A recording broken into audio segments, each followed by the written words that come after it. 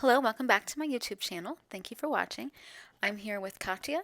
Her pen name is Silver Reins, and she also has a YouTube channel by the same name. Her work can be found on the app Yonder and also Wattpad, so I'll be linking those below. Hope you enjoy. Well, it's set in Seattle. Oh, So God, 50 Shades of Grey is set in Seattle, and it's like it's not that okay. Little disclaimer: I have a ton of respect for any author that can get that huge of a following. I really do. There's something really awesome about that.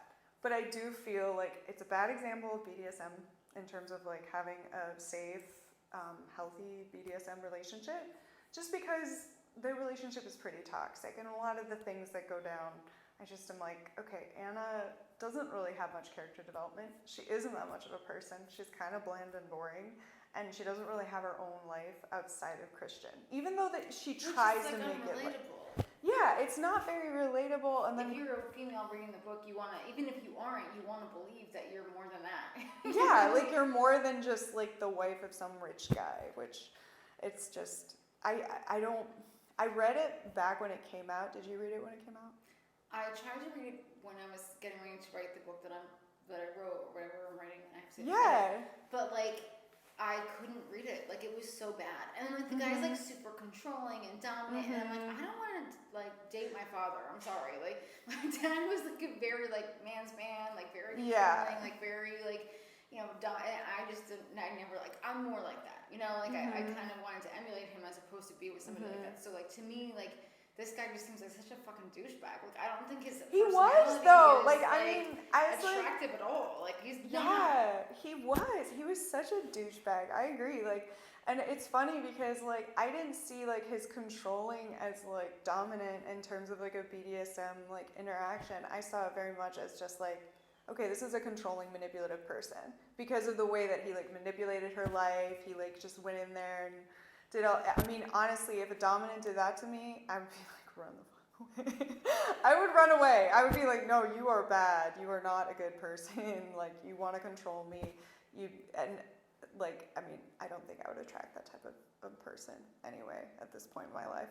They'd be like, oh. What was the point of like? Why did she write it? Like, it's weird to me that she wrote it that way. Like, either she had no experience with what she was writing about, or like she's just like that mentally fucked. Like I don't understand like why they would, because like I couldn't even like I barely got maybe like 20, 60 pages. I don't know. I don't remember, but it was many pages. And like no sexual stuff started happening yet. Okay. But just the way that she kind of portrayed him, and the fact that everything was just so cold. I don't know. Like it felt like it was cold in the atmosphere. Yeah. He felt cold. Like the whole thing was very cold. It wasn't which very to me fun. Is the opposite of sex. Like yeah, I wonder what it appealed to, because like even like that's the thing. Like I'm like what it like, because I would not be attracted. Like I'm attracted to guys who are fun. Like personally, just myself. So I'm like, this guy seems so boring. Even, and I mean, yeah, he was taking her on these like kind of expensive things, but I'm like, but he was so bland of a person that I'm like, even if you're like on a freaking like private jet with someone like that, it's actually kind of a bland experience because they're not that fun. They take everything way too seriously.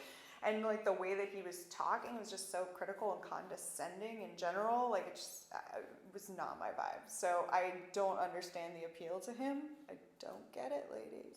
And then the actor they chose to play him also played like a rapist with like this movie with Julianne Moore or show or something.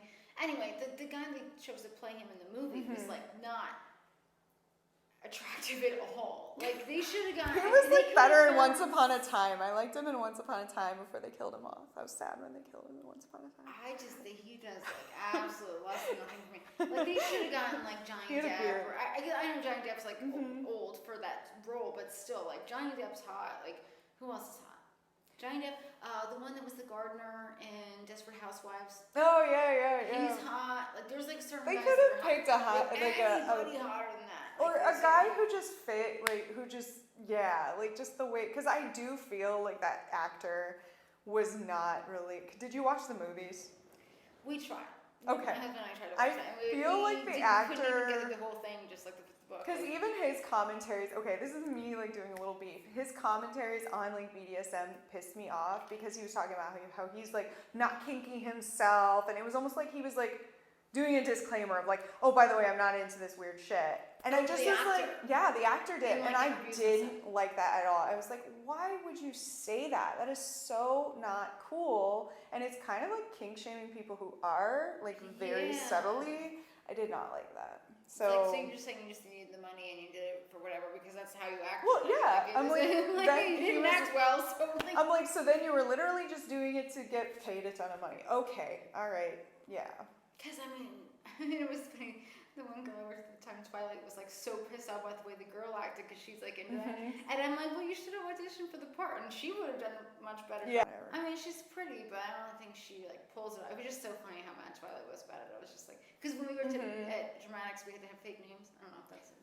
And she loved Twilight so much so that in that the 50 Shades of Grey was, I think, fan fiction off of Twilight. It was, yeah. But I don't like that, like. The dominant male thing I just don't like. Like I hate that. So like that's it's just not for me. Like I can't say if it's good or bad, but like to me it's like I want to be in control. Like I want to be the one that's like the aggressor. And so I just can't like get into that kind of stuff. But yeah. I don't know. I wish I could just get to the book and figure out what she did so well that I guess do you think that most women are submissive? I don't know. I mean, I really don't know. Cuz like I think like I mean probably there are people who have researched this and done polls and whatever, but I don't know, like I would say among my friends, if they were to like say which they lean more, it's kind of 50-50 split, it seems like overall.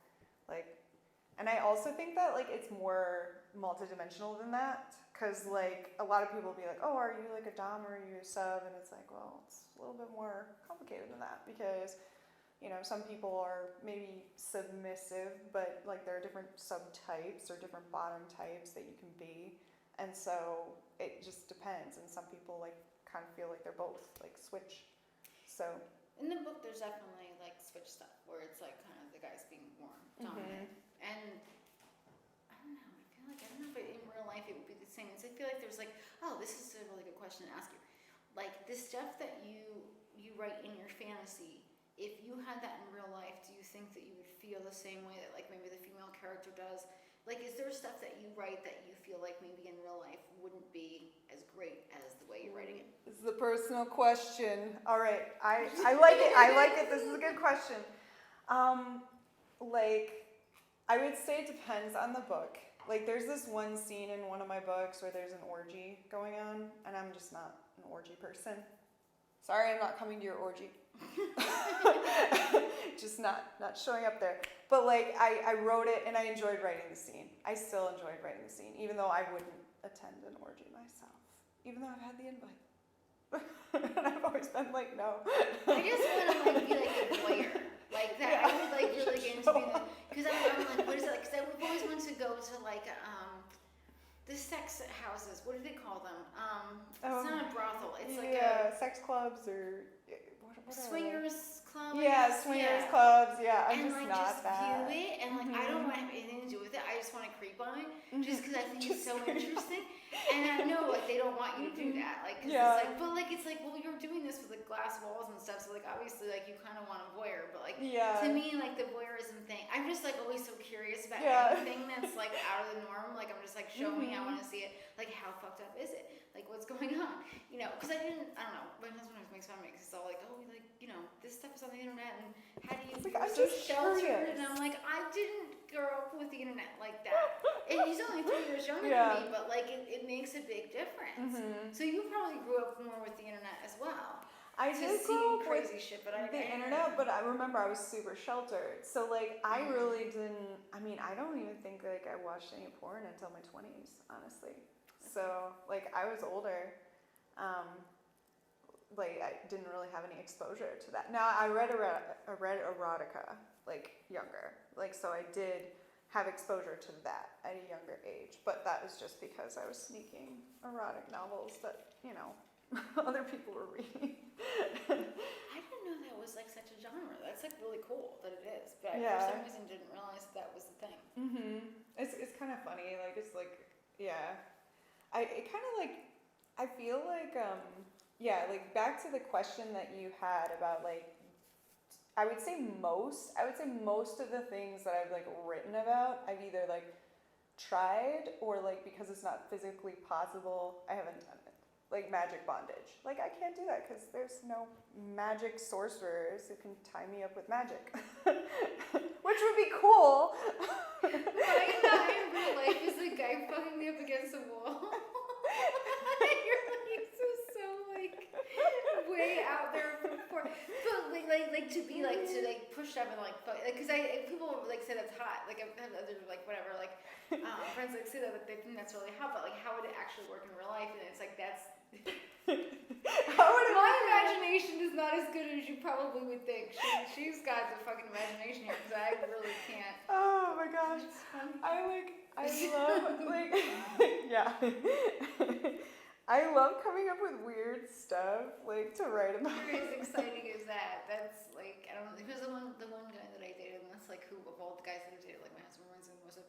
He like sucked on like each of my fingers. He's like, I love putting things in my mouth, and I was just like, I'm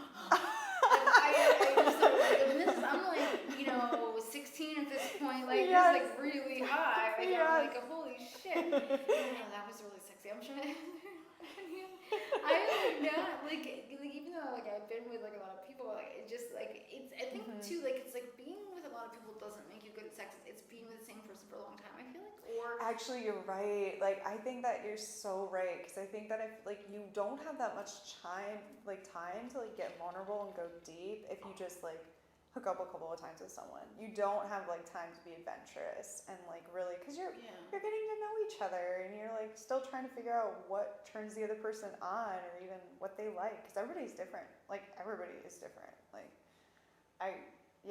Like every person I've like been with, I'm like they were all different. Like I can't think, oh yeah, this is what guys like. I'm like, well. Just like, ask the guy. Like that's I think. I love those articles, like in Cosmo. Yeah, or it's like what your man really. I'm like, no, you don't know. There was something someone said about, or because my husband like references it about poking a guy with a fork in the butt or something like that. He's like, this is ridiculous. Like not like in the butt, but like on the butt. Like something about like poking with a fork. And he's like, Cosmo was the stupid. And I'm like, I've been thought that like because I like it's very much like like very empowered, like females that like just like fuck around with whoever, and then it'll be like, but how you please a man? Like it's like it's so weird. I know, it's like that's the thing that's so funny to me is like it's like we have a mixed message of how women should be during sex, where it's like we're supposed to be basically just like doing whatever and being freaky as whatever, right? But then at the same point we're supposed to be like, it's like let a guy earn it. Let him earn your trust and your vulnerability and your special moves. Just a little shout out. Stop giving like your most precious things to someone who hasn't taken the time or the effort to earn it. I mean, but I know some people, it can be like a little bit of like an ego rush too. And I can get that, where it's like, you're like, yeah, I'm like super awesome. But it's like, do it for you. Don't do it because, like especially with someone you like barely know or you're just getting to know, like really, I mean, intimacy is kind of like, I don't know, it's like a journey, like it's like an exploration. Like it's fun. It's an adventure. So. I like how like you said that, and I'm like, he's like looking at the pot. He's like, I'm trying. He's trying so hard. Thank you. I'm trying to earn your trust here. I'm looking your palm. I love your I love that you're a redhead. He's such a creeper. He's the creepiest creeper that ever lived. He's the humble people all the time. He's like, I'm biting you. I'm licking you. Because I think some people like they do things because they think it'll make them more lovable or more fun or whatever, and I'm like, actually the sexiest thing is owning who you are. That's what I believe. Like, own who you are. Like, that's the sexiest thing, because that confidence will just come across and you'll have way more fun in any encounter, and your lover is gonna have more fun too. I've thought about being a sex coach sometime, because you should do that. I love people talking need that. about There's it. a need. Yeah, see, like, and I think like that's like the thing is like, that's like, it's kind of like you know yourself. So I think like you're probably in a zone where you're like you enjoy yourself. I would assume. Yeah. So like, I think that's like the thing is like to like come at it with like that positivity and just like whatever you're doing, just like enjoy it. Because if it does hurt to do something, or if something you're doing makes you uncomfortable or whatever, like you don't have to do it. Like, and I think that's like kind of like the thing when I like write a novel, I am coming from like the perspective of like some of the stuff is stuff I wouldn't do necessarily. Like I've written about women who were more dominant, or like I have like a book that I'm kind of writing right now. I haven't shared it anywhere yet, but like I'm kind of working on like a dominant woman, more submissive guy. But like I personally am not as much like that in my day-to-day life, or how I feel. And I've mainly like gone with more other like male dominant, like female more sub in my fiction before, but I'm enjoying like writing about that, and it's just because I maybe am not into it myself, it's still fascinating to me, or it's still like, but I also would say to a guy if he was like, hey, like I want you to peg me, I'd be like, no. Well, if a guy said that to me, I'd be like, no, I'm not gonna do that. Like you're gonna have to find someone else. Oh, I would totally do that. See, like exactly. Yeah, that would be really cool. Like, like I'm down. He's not letting me do it. But like that would be like I would be like, You're like taking my power back kind of shit. Like I would just feel like so like I would really, really, really, really like that guy. You're such a Virgo. But yeah, like in I any think video I've done when I'm playing a dominant role and like I'm wearing like vinyl because I love like black vinyl, like people are like, holy shit, and I'm like, I know, because like this is like what I should be doing. Yeah. But I don't know if there's a place you can make like dominatrix content online, because just seems like I wouldn't be, comfortable with you doing that in real life, which is very understandable because it's amazing he's comfortable with any of the stuff I do. But like, but like I've always said that was my dream since I was 14. I wanted to be dominatrix. I read about it in like one of the women's magazines, and I always wanted to be a dominatrix. Yeah. And I just didn't know how to get into it. And like, dancing was easier to get into, obviously, because what the strip clubs are. But yeah, and I always wanted to be that. Did you kind of like, as a dancer, that was kind of like your persona a bit, like being like a top? No, I didn't do anything great with that. I wasn't like, I don't know. Oh, well, the one time, this was at Al Simon Cabaret, and there was like, the guys, I could tell they were like, they walked out, and I don't know if it was like this or something. Yeah. And they were like, oh my God. And then I took the guy's hat and like hit him in the face with it. And he fucking loved it. Like he got I bet he did. The whole thing. And it was just so funny because I'm like, oh, I know they like this kind of a look. And I didn't even have as many tattoos as I had now, but you could just tell. And I was like, were you a tattooist? He's like, no, I'm a pro like skateboarder or something. And I'm like, it's the same thing, it's very like similar type of idea. And it was just, that was really fun. I just remember coming out and they were just cheering for me, and there was this, like, they didn't know who I was. Yeah. I wasn't, anybody anyway. But like they were so into it, and then like taking the hat and like just do it. I don't know, like he was into it, which I was like, this is really cool. That is really cool. That was like one of my, it's like I have like these memories. There was one like when I was at Oz, which was like not this Oz, but there's another place, Oz in Philly, and I was dancing to Pussycat Dolls' Don't You, which like Don't You Wish Your Girlfriend Was Hot with Me, and there was a guy with his girlfriend, and she was like, she's so cool, and I'm like, oh my God, like she's appreciating me dancing to this song, which is kind of an insult. Like she shouldn't, like, but she wasn't. I just thought that was so cool. Like there's just so many moments in my life. There's just been a lot of bad things. There's been so many good things that I'm just like, wow. Like most people probably don't have that life experience, like that experience in their life, and like I cherish it. Like it's very good. I think that's so cool because it's like you're like that soul that like came to Earth and was just like, I'm not gonna live a fucking boring life. Like I'm going to freaking do it all. I'm gonna like just have, because I had someone, they said to me recently, they were like, well, there's been a lot of like bad things that have happened. And I'm like, well, yeah, there have been bad things that have happened to me, but like also like I wouldn't change anything. I wouldn't, because like it's all been like, I mean, it's maybe it was bad, quote unquote, but life isn't fair. Like, life is never fair, and we don't have a guarantee. Like, just go out deep sea fishing and like watch the sharks eat the littler fish, and you just know life isn't fair. Like, those poor little fish. Like, but that's just how nature is. That's how being a human is, because we're part of nature, and it's just so like, it's so cool to like just look back and be like, yeah, but it brought me to where I am now, and like it taught me so many things, and even like the crazy, wild, sometimes even traumatizing things are just, they're interesting. It wasn't boring, you know. That is like the customer service too. It's like I would take the crazy people, like it's fine with the crazy people because like there's like a lot of good interactions, and then like just working in customer service and just serving people is so interesting to me in general. But yeah, no, that makes a lot of sense. Cause yeah, like I don't know, like for those I feel like were positive experiences in my mind. I don't know, some people wouldn't see them that way, Right. but like it was just like that was nice. Like I don't know, like I don't know. Like, just people and what they do is always very interesting to me. Yeah, that is so interesting. Yeah. Like, it's, like, kind of fun to, like, I don't know, like, to be, like, I actually find it kind of fun that overall I'm pretty, like, I feel pretty comfortable talking about, like, sexuality and, like, topics that are more taboo for a lot of people, because I think that it gives other people a safe space to, like, share, because there is so much judgment, and there's so many people that are gonna like just look at you and be like, why are you talking about that?